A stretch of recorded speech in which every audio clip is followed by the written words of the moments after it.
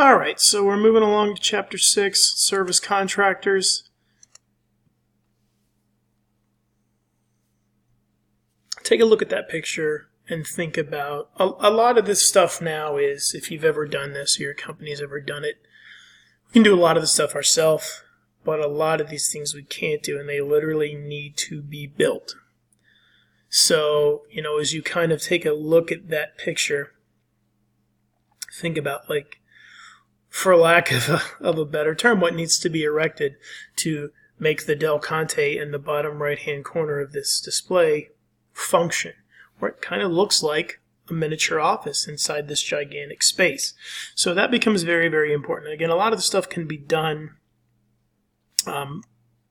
by yourself, but a lot of times you need to have someone do it. It's kind of funny how they're referred to as decorators. It's a lot more than that, and it is that as well too. Move in, tear down, move out, and your company could have its own person or someone they contract out in addition to everybody else that may be working for the facility. So it's a lot of stuff going on at the same time. So again, like we said, putting it up, breaking it down, banners, carpet if you want carpet, booth, stand, furniture, and you kind of think to yourself, is there really that much stuff that goes into it? Think about a company that's trying to sell couches to hotels, and they want to try to create within the parameters of their booth a couch that folds out into a bed that may go into your suites for families. They want to be able to put that couch there, be able to open that couch, and they also want it to look like a guest room.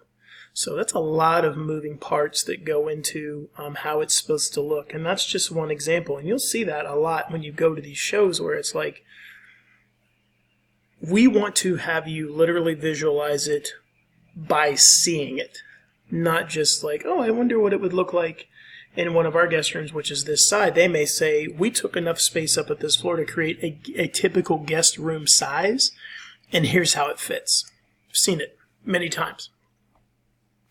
So again, everything that they do, like removing and returning the empty crates, when that show starts, no offense, nobody wants to see the ugly stuff. We want to see the pretty stuff. We want to see the cool stuff. And again, as I said, if you've never been to one of these big shows, they're pretty cool. So, everything that goes in there, how much it costs to do it, and the 100-pound units, like we say, well, I want to sell a bunch of silverware and plates and glasses.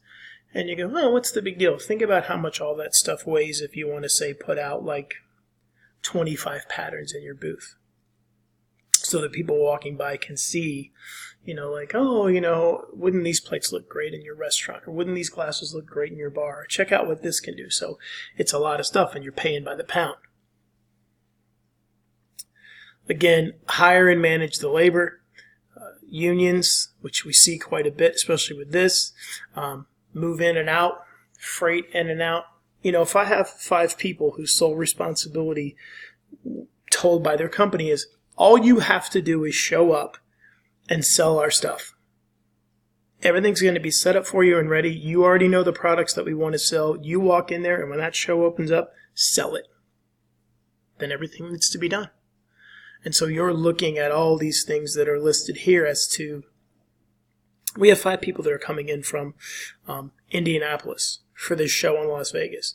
And all we want them to do is walk into this space that's already completely done, and here are the specs for how it's going to get done, and they're going to sell everything else. And then we want you to come back on Monday and get it out.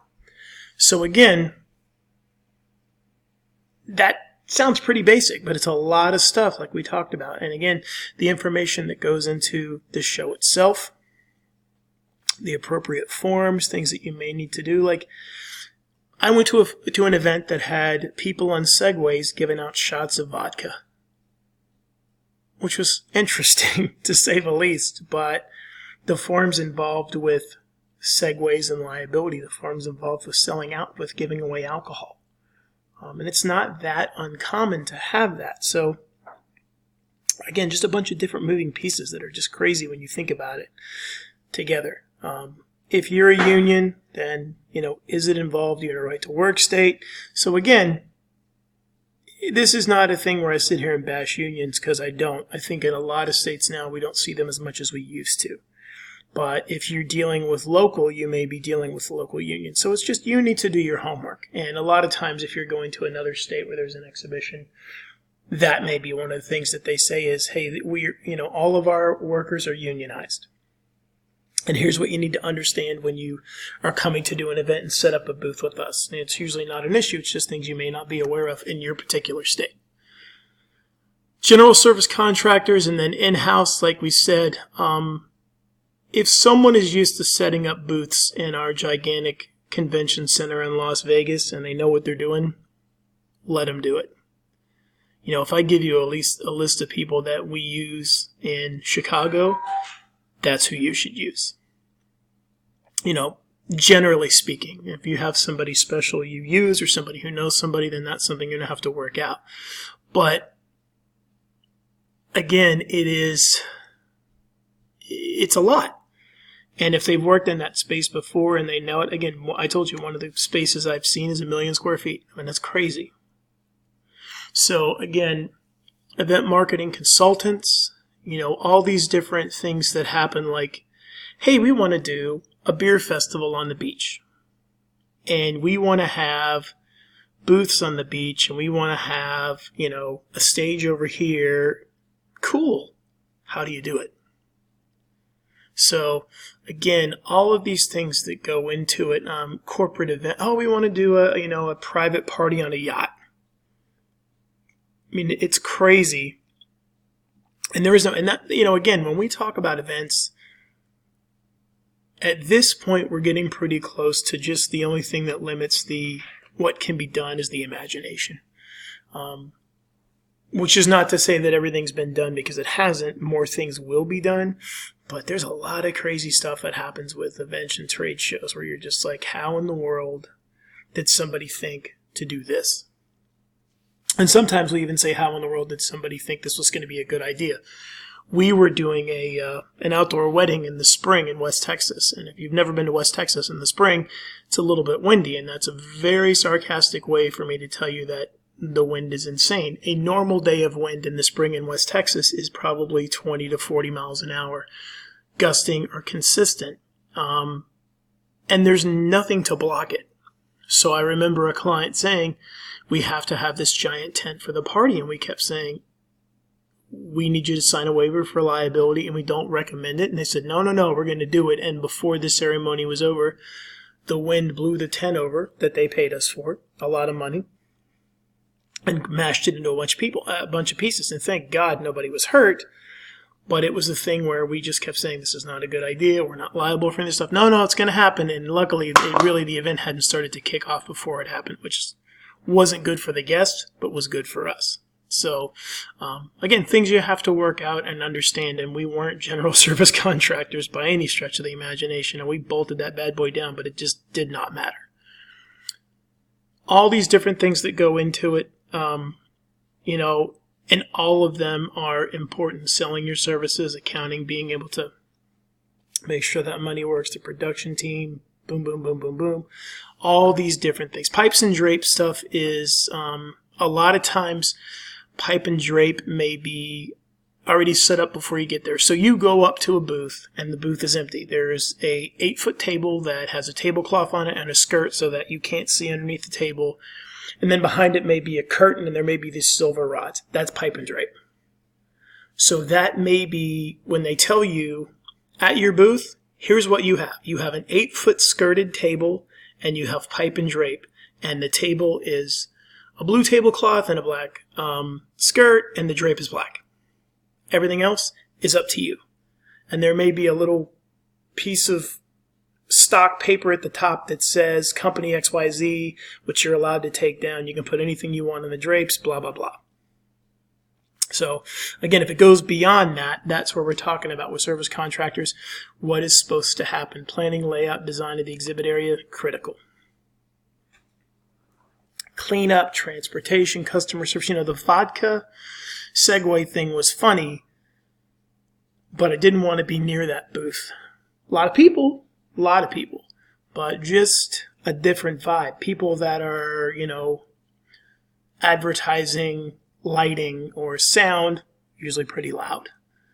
Maybe not somewhere you want to be if you're selling a product that is the polar opposite of that.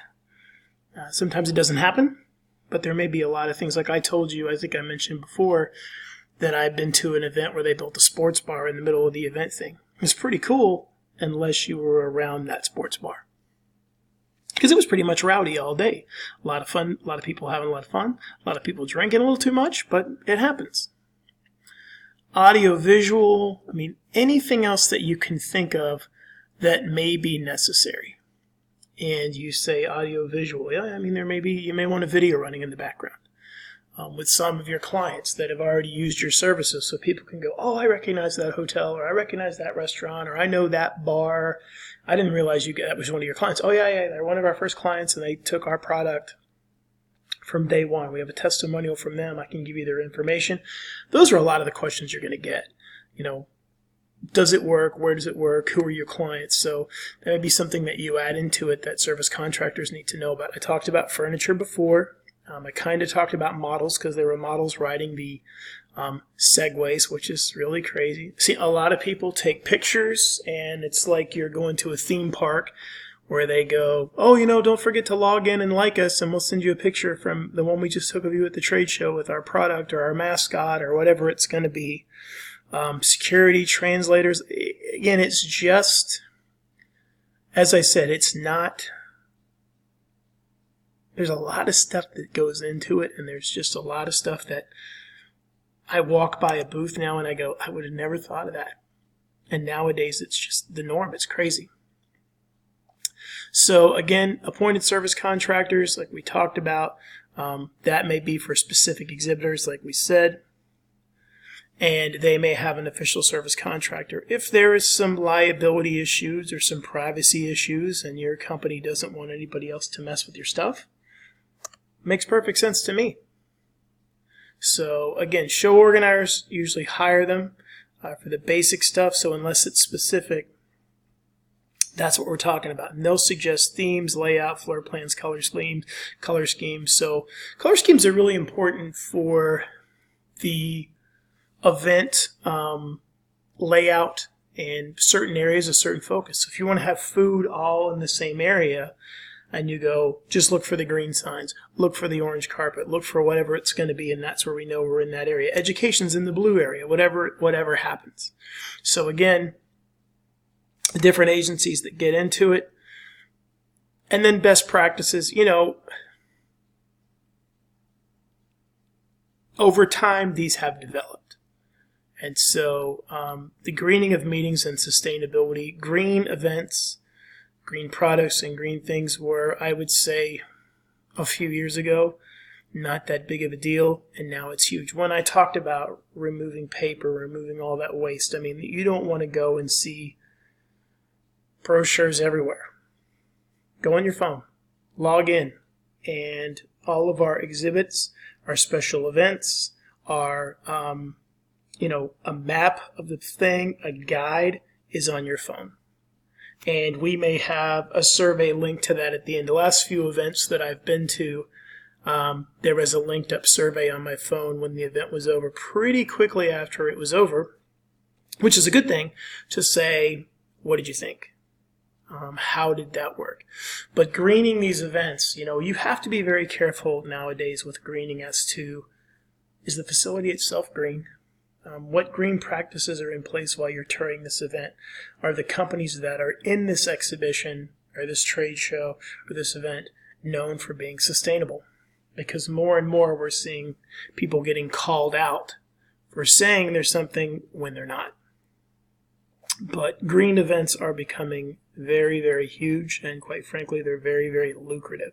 So it's new, as I said, but it's something that is happening more and more. So those relationships, flexible contracts, competitive pricing. Look, things change. We know they're going to change. So the more they adapt, the better you're going to be, the better it is working with these people. It should be seamless, and if it's not, it's a problem.